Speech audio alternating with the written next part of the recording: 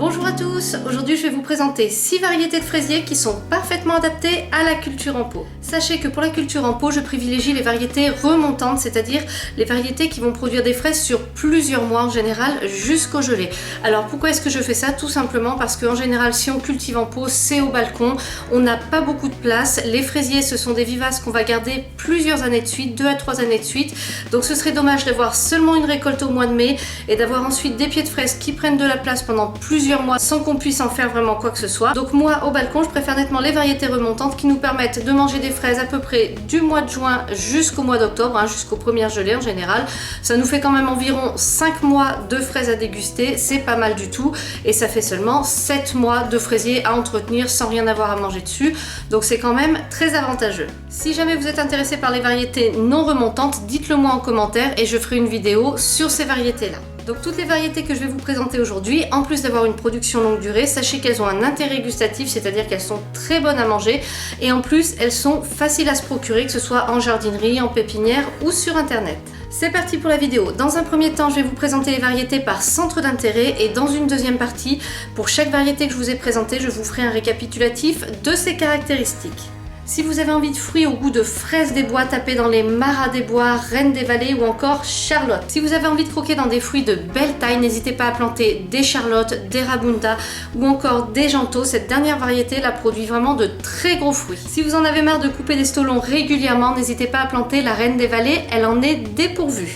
Si vous craignez les maladies sur vos fraisiers, sachez que les variétés Annabelle, Marat des bois et Rabunda sont bien résistantes aux maladies. Côté climat, un balcon ça peut très vite être le cagnard, notamment dans le midi de la France. Sachez dans ces cas-là que la variété Rabunda supporte très bien la chaleur. Si vous habitez dans le nord de la France, vous n'avez peut-être pas un ensoleillement optimal. Pareil si vous avez un balcon semi-ombragé, c'est-à-dire plein est ou plein ouest. Dans ce cas-là, sachez que les variétés qui sont issues de la fraise des bois peuvent se contenter d'une exposition un peu moindre. Ce sont la Marat des bois, la Reine des vallées et la Charlotte. Maintenant, je vais vous faire un récapitulatif des caractéristiques par variété. Alors déjà, un point pour toutes les variétés, c'est la même chose. Grosso modo, elles produisent à partir du mois de juin jusqu'au mois d'octobre, jusqu'aux premières gelées. Après, tout dépend le temps qu'il va faire chez vous, tout dépend de la saison. Il y a des années qui sont bonnes, il y a des années qui sont moins favorables. Donc forcément, ça peut décaler un petit peu la période de production. La Marat des bois. Alors, sa production est tout à fait honnête, elle a une bonne production. En revanche, ses fruits sont plutôt petits, ils ne vont pas être énormes. Par contre, ils ont un très bon goût de fraise des bois et surtout, elle est assez résistante aux maladies. Maintenant, on va voir la Reine des vallées. Alors, elle aussi, elle est issue des fraises des bois, donc ses fruits ont un bon goût de fraises des bois. En revanche, tout comme la Marat des bois, il reste assez petit. Le gros avantage de cette variété, surtout, c'est qu'elle ne produit pas de stolons, donc vous avez moins de surveillance à faire de ce côté-là.